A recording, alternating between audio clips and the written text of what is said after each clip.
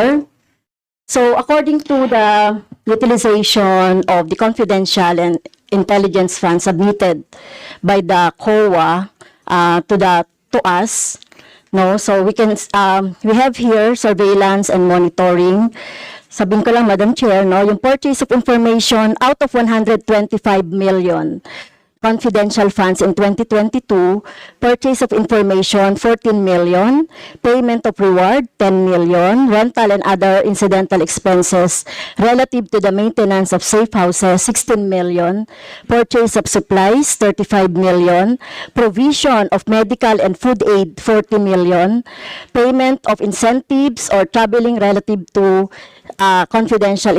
confidential operations, 10 million. So a total of 125 million conducted surveillance in 132 areas in 11 days. So 100% utilization.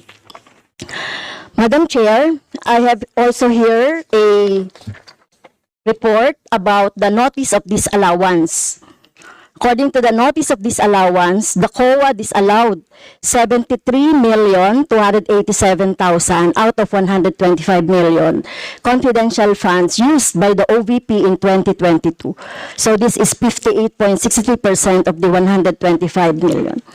So can you confirm, the Vice President? Madam Vice President. Madam Chair, since you allowed her a snide comment, you will allow me a snide comment as well. So my question is, Madam, can you yes. confirm? Yes. Yeah, okay. Diba?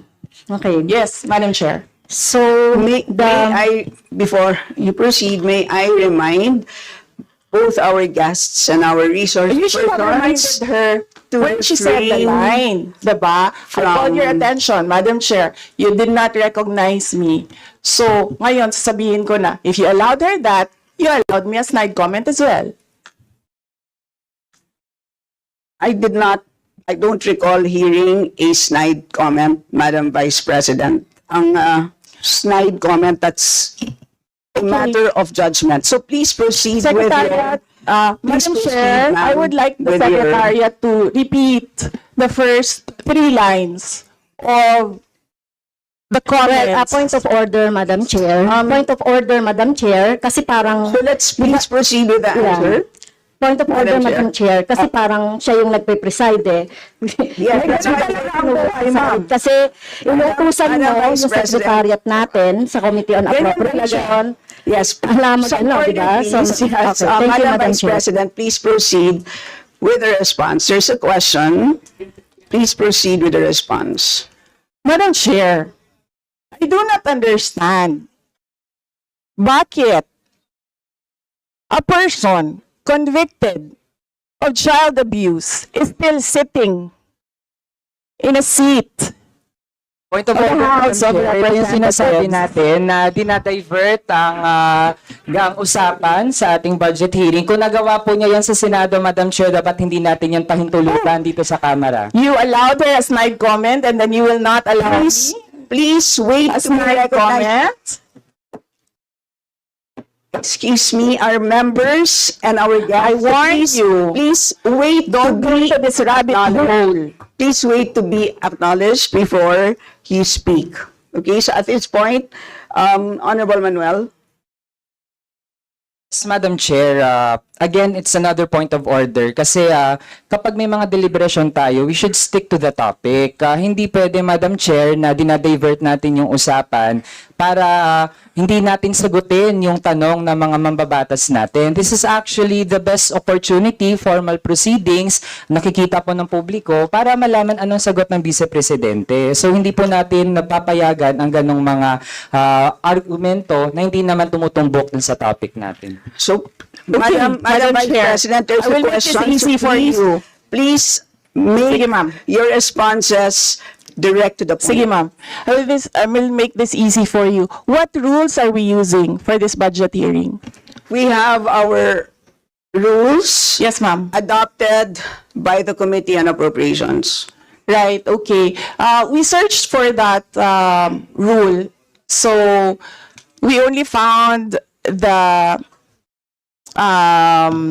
the general rules. So we have a copy of the rules for the budget hearings. Well, as far as I'm concerned, mas importante ang rules para sa amin. Kayo po, ang kailangan nyo lang marinig is yung acknowledgement for you to begin to speak. Yun lang po ang pinaka-importante para sa guests. Sa totoo lang po. Yes, ma'am. So, ang pinaka-importante, yes, you may proceed. At saka po yung adjournment. Yun lang po. Yung termination po. Yun ang pinaka-importante lang po. For the rules, yun ang ay importante para sa members. But we may provide the copy to you. Yes, So ma'am. please proceed and answer the May we question. request a copy? Yes, yes, absolutely. But Yes. please, there is a question. And do you want us to repeat the question? And we will not penalize you all the time. I don't You can repeat the facts from the notice of disallowance. I don't need the repeat of Honorable the Franz. question. Yes, Honorable Franz Castro, you may repeat your question on the notice of disallowance, I believe. Yeah, tama, Madam Chair. So according to COA, the notice of disallowance is amounted to 73,287,000 out of 125.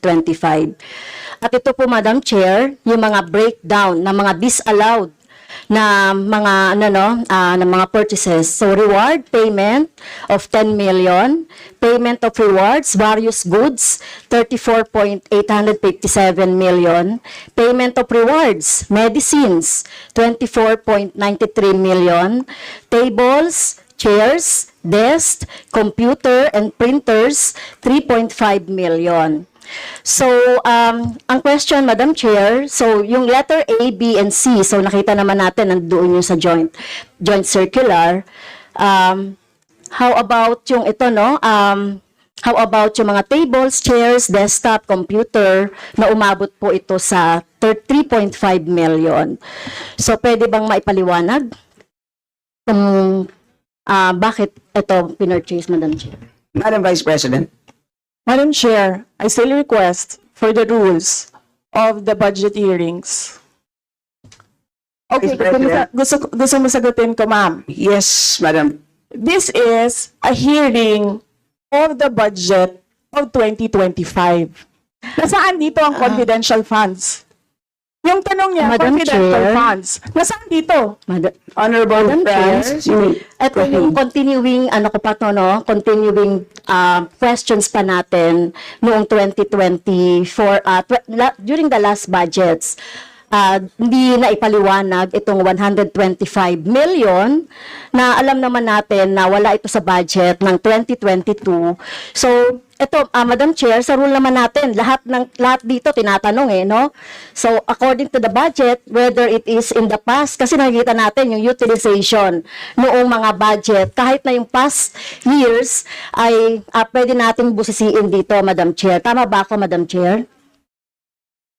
I will agree with you, the Honorable Franz Castro. You may proceed, Yes, Madam ma'am. Vice President. Yun yung sagot ko, ma'am. Nasaan ang topic natin dito at ang pinasubmit ninyo sa amin is the budget proposal of 2025. Where in the budget proposal of 2025 is the item confidential funds. In aid of legislation nga ninyo, nakalagay nga doon sa rules ninyo, diba? The discussion should be germane to the topic. The topic is the 2025 budget proposal. Now tell me, Madam Where Vice President, the Honorable Franz confidential Castro has already provided a sufficient explanation for why she asked the question. So please proceed with your answer. Madam Chair, It's a very why are we simple discussing question. the budget of 2023 and 2024? Honorable Franz Castro. So, kung ayaw niya sagutin, Madam Chair, so let me go through na lang with my question. Kasi related naman ito. Remember, Madam Chair, question natin ito noong last year, at yung 125 million na ito ay hindi ito maipaliwanag, no? Dahil nga confidential no? Nagtago sa word na confidential. At ngayon, kailangan nating maipaliwanag at it is in the interest of the people. Yung 125 million na ito, Madam Chair, kaya kailangan ito na mabusisi at kailangan ito maipaliwanag ng OVP. Kaya hindi tayo pwedeng questionin ng mga rules, questionin ng mga topic, etc. Dahil related din naman talaga ito sa budget, Madam Chair. Madam Chair. Madam Chair. Yes, you may proceed. I request that the chairperson of the Finance Committee preside over this hearing. Madam Vice President, with due respect, you are not allowed to do that, Madam Vice President. You are not allowed to introduce any motion. You are a research person in this Not- hearing, Madam President, I did Vice not move, President. ma'am. I requested, the same as vein- your research person, I requested So that the your request chairperson is of the denied, committee. Madam Vice President. Just please answer the question. The issue on confidential funds falls squarely within our discussion of your 2025 budget. Narinig mo yung sinabi niya, ma'am? Narinig mo yung, please proceed. nakikinig ka sa kanya kanina? Absolutely. Walang rules dito. Please proceed and answer the question. It's a very simple question. Di ba? Please explain the specific spending on those items that she enumerated, amounting to a total of, Honorable Friends, do you want to Amounting repeat to a that? total of 73.287 million. So, dahil may notice of disallowance, so ibig sabihin, Madam Chair, illegal ito at not in accordance with the joint circular by the COA, DBM, and other related agencies. So, kung ito ay dinisallow, so ibig sabihin, illegal yung paggamit nito. Madam Chair, nitong mga items na binanggit ko po, Madam Madam Chair. Chair, Madam Vice President. you cannot allow a member of the House to just claim that it is illegal. That is a Madam notice Chair. of disallowance. That is a procedure inside the Commission on Audit. Hindi sa upuan niya. Honorable Friends. Okay, thank you, Madam Chair. So, thank you for the explanation, Vice President. Okay, next.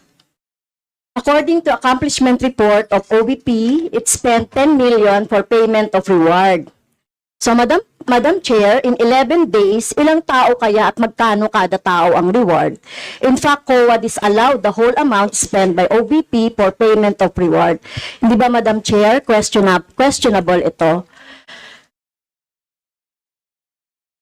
Madam Chair, the invitation letter that we received from the House of Representatives. Dear Vice President Duterte, the House Committee on Appropriations will hold briefings, hearings on the budget proposals of various departments, agencies, and corporations relative to the fiscal year 2025 National Expenditure Program as the basis of the fiscal year 2025 General Appropriations Bill.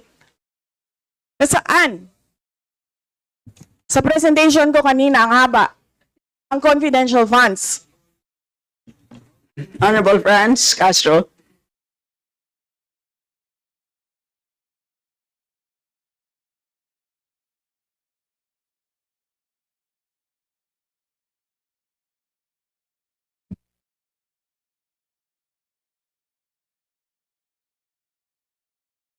Can we request our technical people to fix the mic?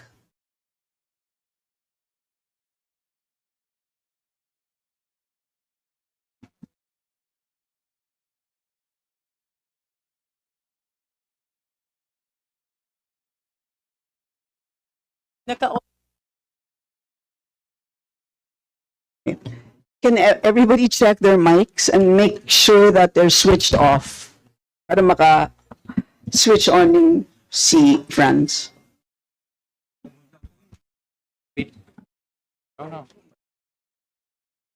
Meron na ako. Meron na. Add even yata to.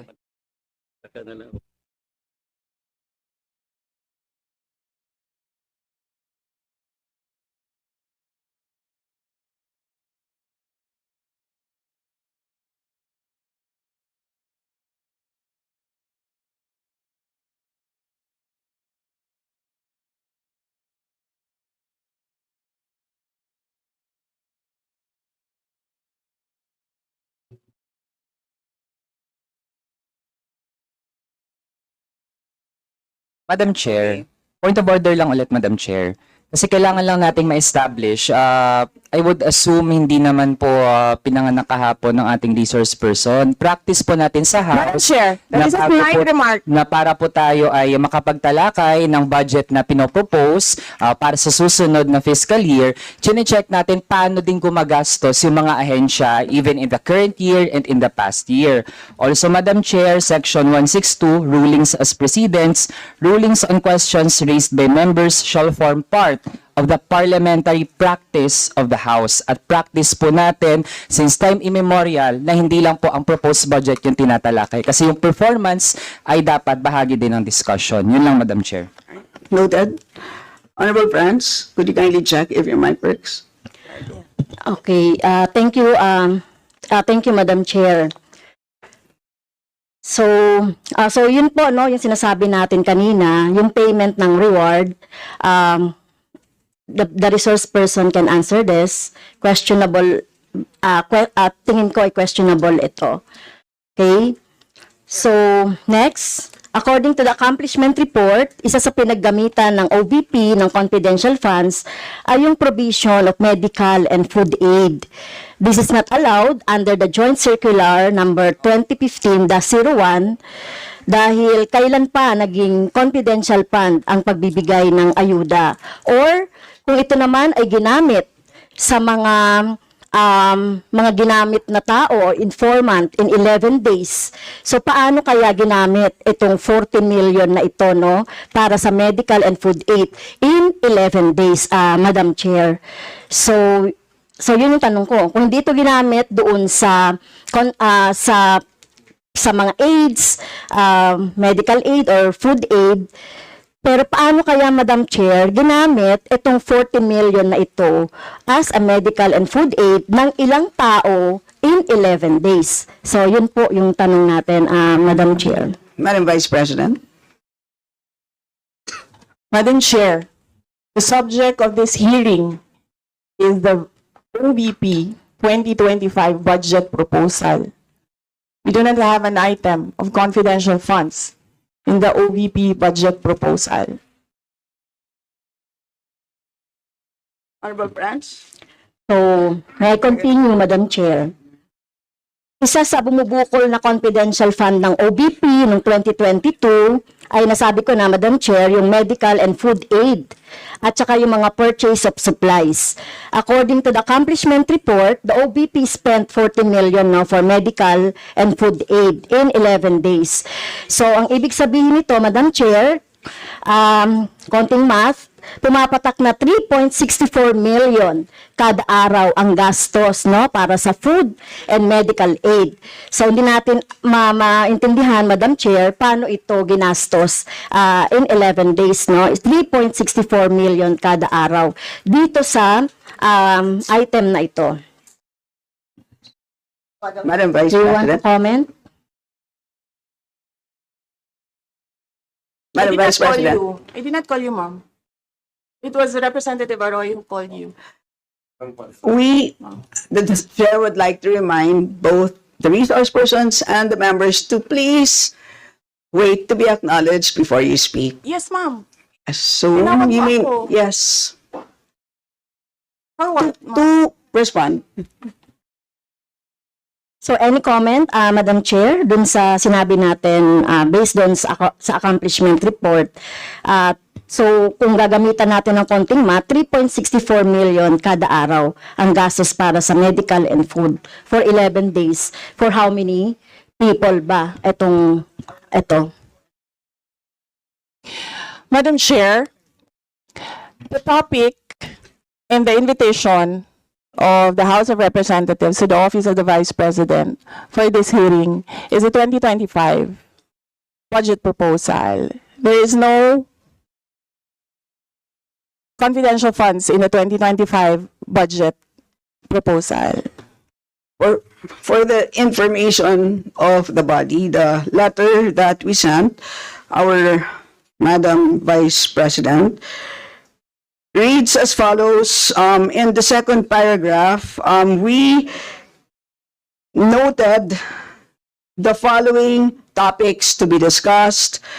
Item number 3 is comparative budget allocation and utilization rate from fiscal year 2019 to 2023. That's item number 3.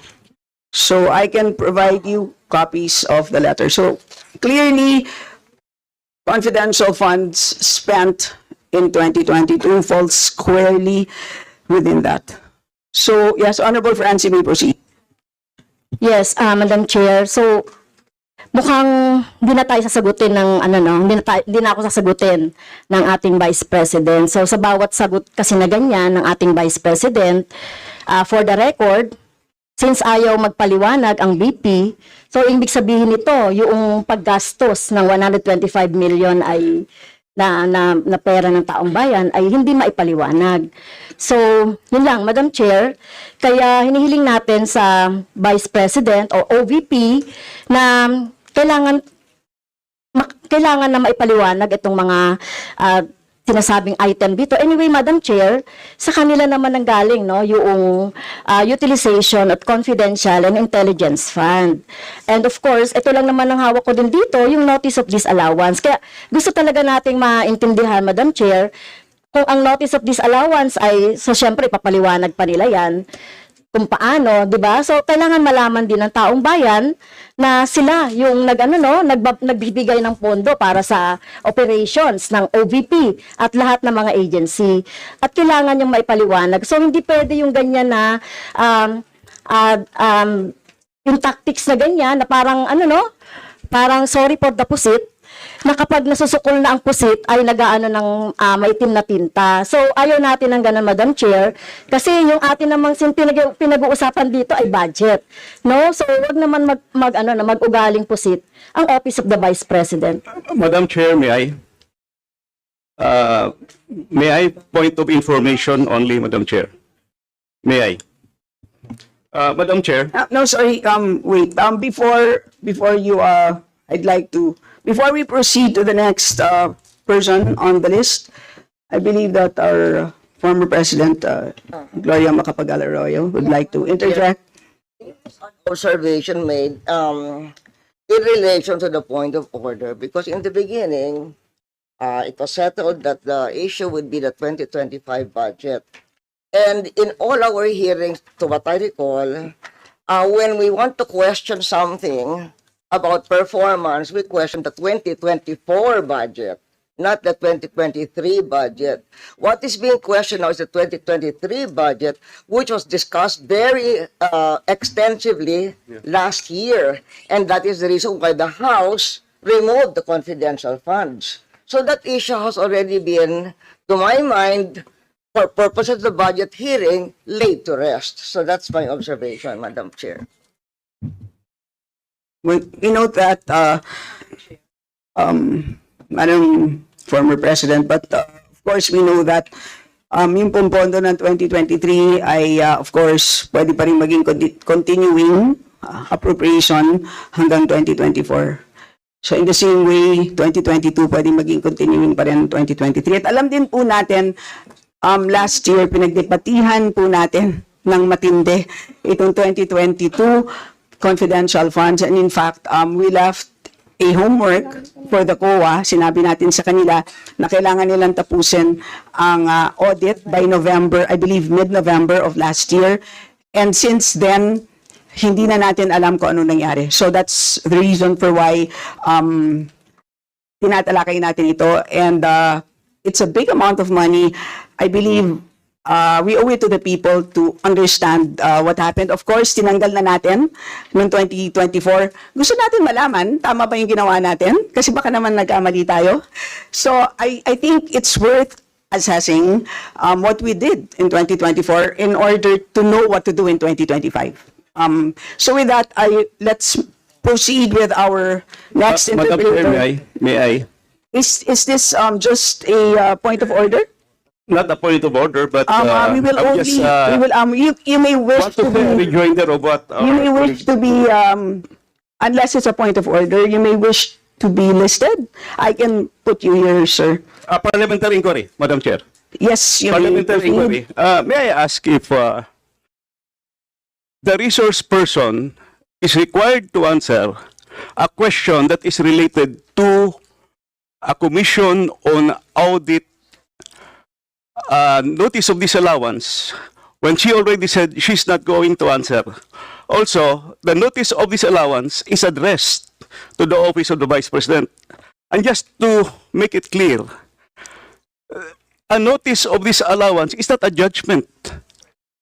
It is a request. It is an order from the Commission on Audit for the particular office to explain what are the particulars. At saka hindi na yan legislation side. That is already on the accountability side in the budget cycle.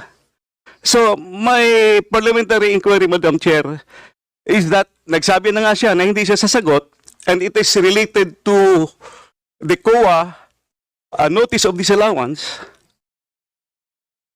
And, just to add, sinabi na rin ni former President, it was thoroughly discussed in the previous year. In fact, tinanggal sa budget ng 2024 yung confidential fund. And we know that there's a pending case on that also. To discuss that further might somehow prejudice or be biased whatsoever.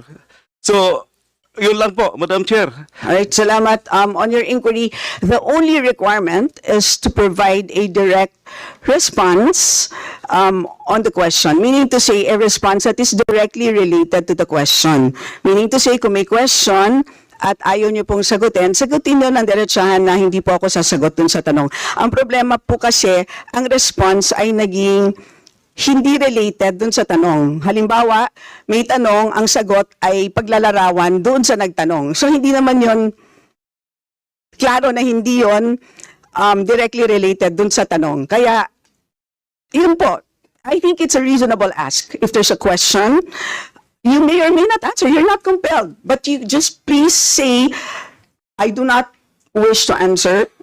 That's it. At least we know it's a direct response. And with that, we move to the next Madam Chair, person on the list. Madam Chair. Madam Chair. Hindi na po tayo matatapos. yan ang sinabi ko sa iyo kanina. Ayaw mo maniwala sa akin eh. Aabot talaga tayo ng bukas dito. Diba? Madam Chair. Is this an inquiry regarding... He said, Yes, and Yes, please, ma'am. I remind also our Yes, ma'am. resource persons to please act in a respectful manner. Pasensya na po, hindi po kasama sa poder ninyo ang pagpa-fire ng presiding officer ng hearing na to. So yes, you may so proceed if po. you allow members of the House of Representatives lines like what you just said, like pusit, bakit mo ako kinocrucify for saying a fact that somebody is convicted of child abuse sitting in the chair? Pusit, and then I cannot fire the presiding chair. So bakit? Yes, Bakit napaka one-sided nito, ma'am? noted po. Dahil ba madami kayo dyan sa kabila at nag-iisa ako dito? We note all your comments, ma'am, and let us now proceed. Thank you, ma'am. Thank you, ma'am. Madam Chair, point of order. Yes, the Honorable Benny Abante. I just came in and I hear this. We're not talking about the budget. We're accusing each other here. I'd like to find out from the resource speaker if this is the kind of hearing that we're going to have. Sir, I am not the presiding officer of this hearing. I know, Yes, sir. but the thing is, you're asking questions, Madam Chair. The resource speaker does not have any right to ask questions. Or do you have? Where is that Madam Vice in your President, rules that Madam a Vice resource President, person this is a cannot budget hearing. request for clarification? Some order, please. Some order, please. Yes, Honorable Benny Abante, you may proceed. I'm just asking a question to our resource speaker, you know, because she's asking a question and she's accusing some of the members of this committee. I just would like to find out if we are the ones that have the right to ask questions and her right is to answer the questions of the committee. Okay, so Yun lang po sa akin yung point of order, Madam Chair, Yes. I think you understand me, Salamat. Madam Vice President, am I right? No, sir. I'm gonna ask No, so- the chair to ask you to clarify what are my accusations. Yeah, please wait to be recognized, ma'am. Pasensya na po. So again, I'd like to remind our resource persons that you are here, you're invited to answer, to present, and you've done that. Thank you very much. And at this point in time, you're here to respond to the questions of our members, and we request you to please respond in a direct way. So, with that, I'd like to recognize from the majority the Honorable Milagros Aquino Magsaysay. You have the floor, ma'am. Thank you, Madam Chair. Magandang hapon po sa ating lahat, sa ating committee chairperson at sa aking mga kasama sa Kongreso at ganun din po sa ating mga panauhin mula sa OVP sa pangunguna ng ating Vice President, Sara Duterte, Carpio at iba pang sangay ng gobyerno. Madam Chair, meron lang po akong dalawang maikling katanungan na nais kong mabigyan ng linaw. Ang una ay nais kong itanong sa OVP kung meron po bang mga programa ang inyong opisina patungkol sa ating mga minamahal na senior citizens. At kung meron po, pwede po bang paki-furnish ang aking office ng listahan para naman po alam ko kung ano po ang isasabihin ko sa aking mga senior citizen na pakinabangan naman sa Office of the Vice President. Pangalawa po, sa COA, nais ko pong itanong para po sa mga hindi masyadong nakakaunawa, pakipaliwanag po kung ano ba ang ibig sabihin ng Notice of Disallowance at ano po ba ang ibig sabihin kung ang iyong opisina ay mabigyan nito. Yan lang po, Madam Chair, at muli magandang hapon po sa lahat. Okay, salamat. Let's begin with the first question, Madam Vice President.